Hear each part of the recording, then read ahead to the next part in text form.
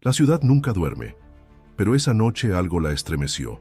Eran las 11:00 p.m. del 15 de diciembre de 2022, cuando un estruendo interrumpió la rutina de las calles. Una ráfaga de balas impactó el vehículo del periodista Ciro Gómez Leiva, uno de los comunicadores más reconocidos y críticos del país. La agresión no fue un robo ni un error, fue un mensaje. Un intento deliberado de silenciar una voz incómoda. Las balas atravesaron el blindaje, pero no la voluntad de seguir informando. Ciro sobrevivió, y con él, la esperanza de que la verdad no se doblega ante la violencia. Esa noche, México entendió que el periodismo seguía bajo amenaza, pero también despertó una fuerza que no estaba dispuesta a dejar esto impune. Antes de continuar, suscríbete al canal para conocer las historias más impactantes de México.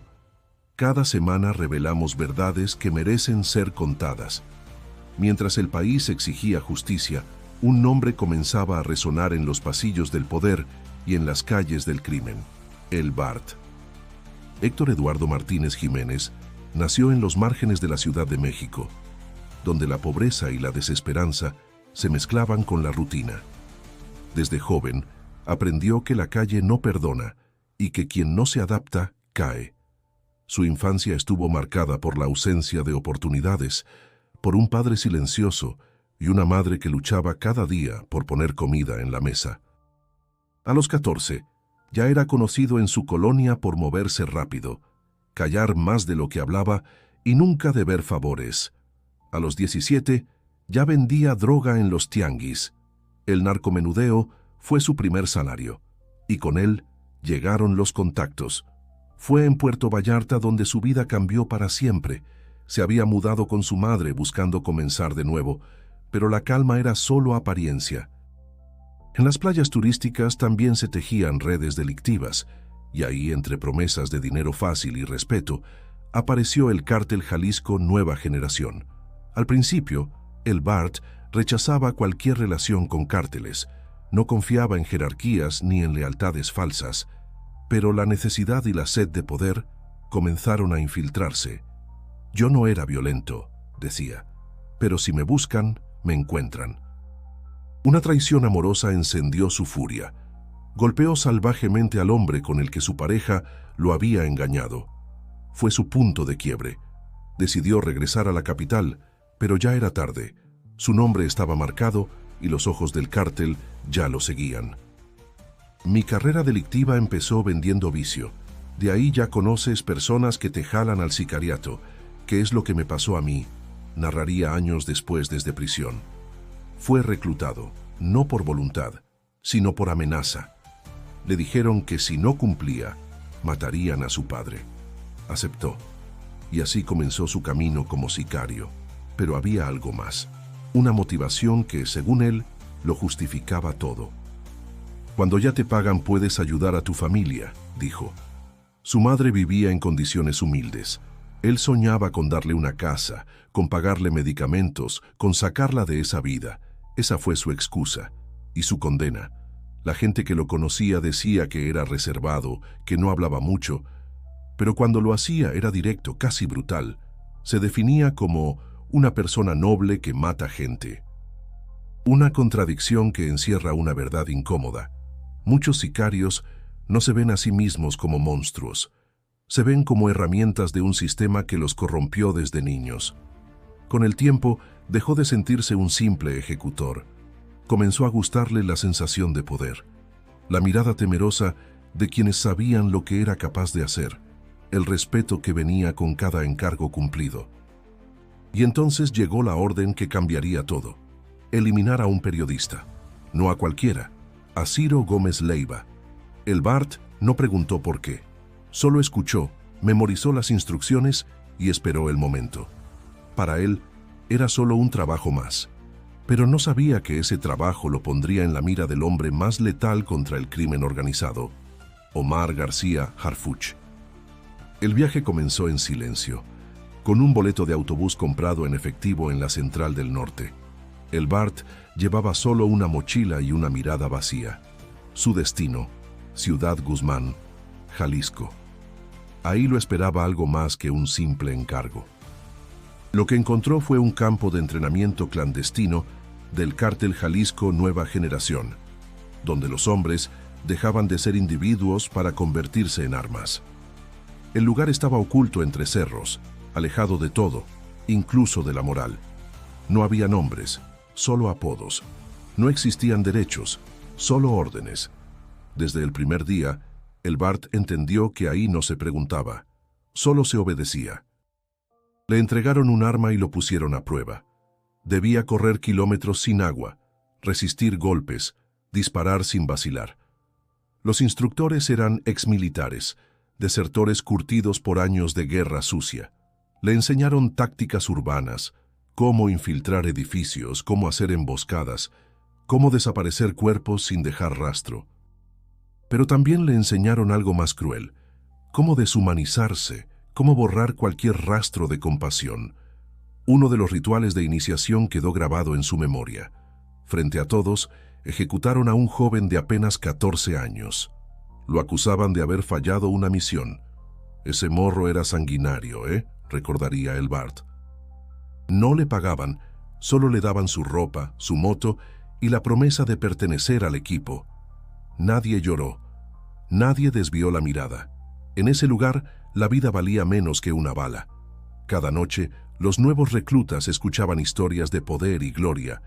Les prometían respeto, armas mejores, casas, mujeres, libertad, pero lo que realmente les ofrecían era una cadena más larga, no menos pesada. El Bart, sin embargo, se aferraba a la idea de que todo ese sacrificio tenía sentido. Después del sacrificio viene lo bueno, repetía en su mente. Durante meses, vivió en ese campo sin contacto con el exterior. Su única comunicación era con sus superiores y sus compañeros de entrenamiento. No había descanso, no había espacio para la duda. Solo la repetición constante de actos violentos hasta que se volvieran instinto. Fue entonces cuando comenzaron a llegar los primeros encargos. Al principio, solo acompañaba a los más veteranos, observando, aprendiendo. Pero pronto le dieron su primer objetivo, un hombre acusado de colaborar con un cártel rival. El Bart lo siguió, lo esperó y al encontrarlo solo en una tienda, lo ejecutó con 2 disparos en la cabeza, sin titubeos, sin preguntas. El ascenso fue rápido, su frialdad lo hacía destacar. Nunca hablaba de más, nunca dejaba cabos sueltos. El CJNG lo reconoció como útil, eficaz, confiable. Y así, sus encargos comenzaron a ser más grandes. Ya no solo mataba por dinero. Mataba porque era lo que sabía hacer. Fue entonces cuando llegó una instrucción diferente. No se trataba de un enemigo del cártel, no era un traidor ni un rival, era un periodista, Ciro Gómez Leiva, uno de los más visibles, de los más escuchados, alguien que, desde su espacio en televisión, había dicho cosas que al CJNG no le gustaban. No se trataba de eliminar una amenaza física, sino simbólica. La preparación fue meticulosa. Durante semanas el Bart y su grupo siguieron los pasos de Ciro. Sabían a qué hora salía del canal, qué ruta tomaba, cuántos segundos tardaba en llegar a su casa. Estudiaron los semáforos, las cámaras, los puntos ciegos. Cada detalle importaba. Recibió la orden directa. No debía fallar. El ataque tenía que ser limpio, rápido, definitivo. No se trataba solo de matar a Ciro, se trataba de enviar un mensaje al país, que ni los periodistas más protegidos estaban a salvo. El Bart no dudó. Tenía su arma lista, conocía la ruta, tenía la motocicleta y un cómplice. Todo estaba preparado. En su mente era solo una tarea más. Pero en el fondo algo lo inquietaba. No por ética, no por miedo, sino porque sabía que después de eso, su rostro estaría en todos lados, y él siempre había preferido ser invisible. El 15 de diciembre de 2022, todo estaba dispuesto. El Bart se colocó un casco negro, una chamarra ajustada, y se subió a la motocicleta junto con su cómplice. Sabían exactamente lo que harían. Habían estudiado los tiempos, los movimientos, el patrón. Eran las 11:00 de la noche, cuando vieron salir el vehículo blindado de Ciro Gómez Leiva del canal de televisión. Lo siguieron a distancia. Las calles estaban tranquilas, pero en la mente de El Bart todo retumbaba. Cada segundo que pasaba lo acercaba al momento. Ajustó su arma, una pistola calibre 9 milímetros con cargador extendido. No pensaba en quién era Ciro, ni en lo que significaba. Solo en el objetivo, en la misión. Se acercaron al semáforo donde sabían que Ciro se detendría, y en cuanto el vehículo frenó, El Bart disparó. Fueron varios impactos, directos a la ventanilla del conductor, pero el blindaje resistió. Ciro, atónito, logró acelerar y escapar. La motocicleta desapareció en otra dirección. El Bart no sabía en ese momento que la bala que no logró penetrar la protección del vehículo sería la que rompería el silencio nacional. La noticia estalló al amanecer. Intento de asesinato contra Ciro Gómez Leiva, decían todos los titulares. Las redes sociales hervían, los políticos se pronunciaban, los colegas del periodista alzaban la voz. México entero observaba con rabia y miedo. Era un golpe frontal a la libertad de expresión. El presidente condenó el ataque en su conferencia matutina. Aseguró que habría justicia, que se llegaría hasta el fondo. Pero mientras los discursos se multiplicaban, en una oficina silenciosa del gobierno de la Ciudad de México, alguien ya había comenzado a mover las piezas. Omar García Harfuch. Ex jefe de la policía capitalina, Harfuch no era un político tradicional. Su historia estaba marcada por enfrentamientos directos contra el crimen organizado. Había sobrevivido a un atentado en 2020, donde más de una docena de sicarios lo emboscaron con rifles Barrett y granadas. Desde entonces se había convertido en símbolo de lucha contra los cárteles. No necesitaba discursos. Necesitaba resultados. En cuanto supo del atentado, activó su red de inteligencia.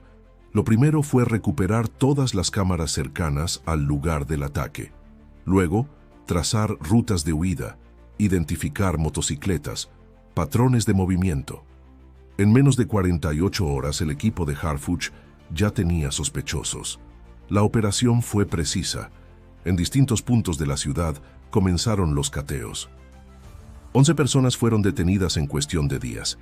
Eran parte de la célula operativa, implicados directa o indirectamente en el atentado, pero entre ellos no estaba El Bart.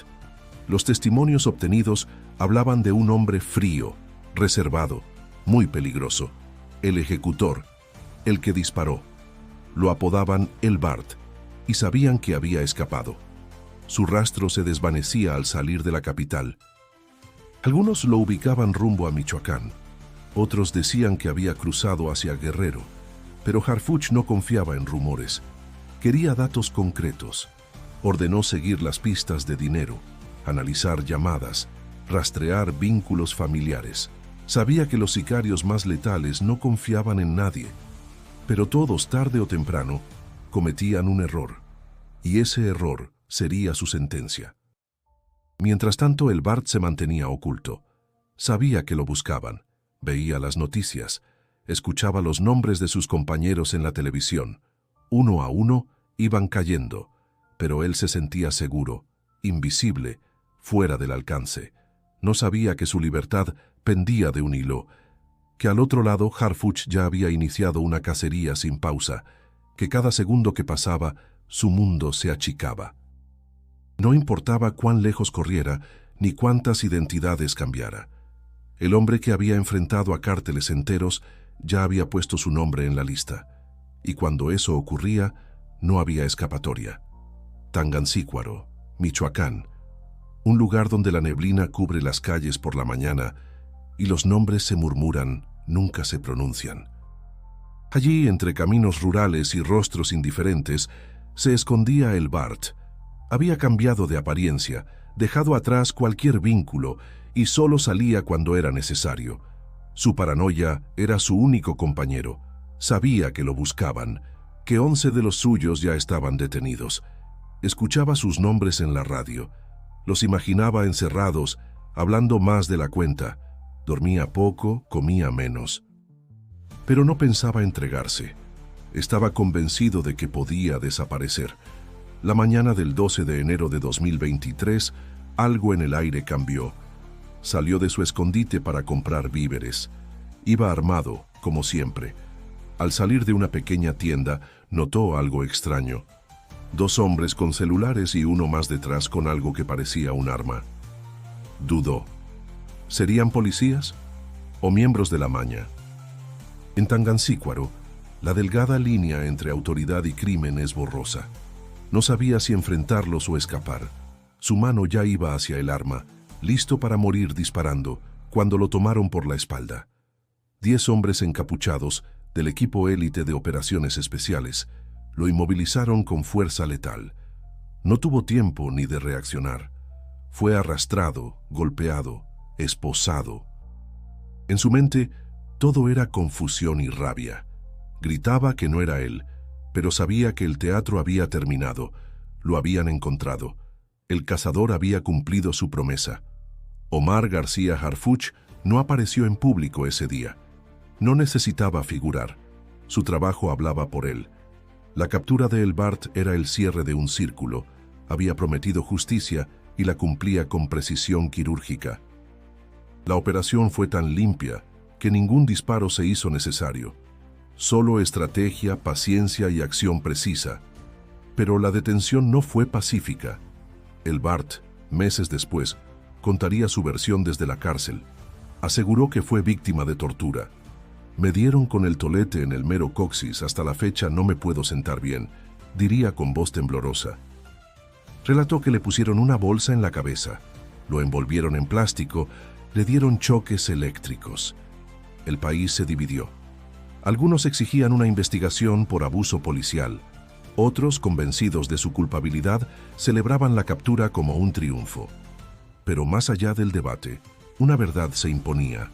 El Bart estaba tras las rejas y la amenaza contra Ciro Gómez Leiva comenzaba a disolverse.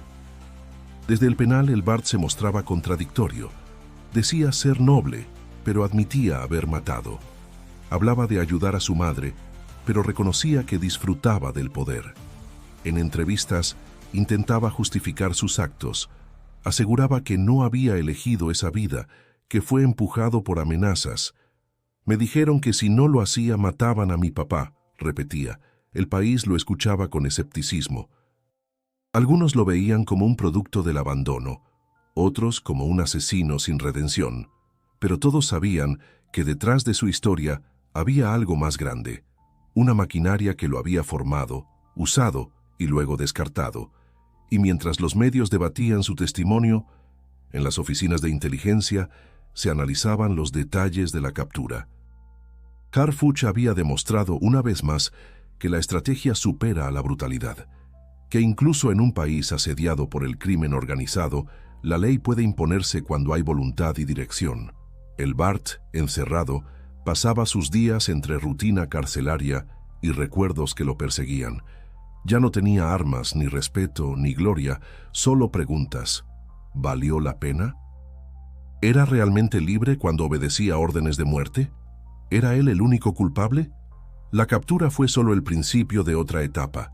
El juicio vendría después, y con él, revelaciones que sacudirían a la opinión pública. Pero por ahora, lo único claro era esto.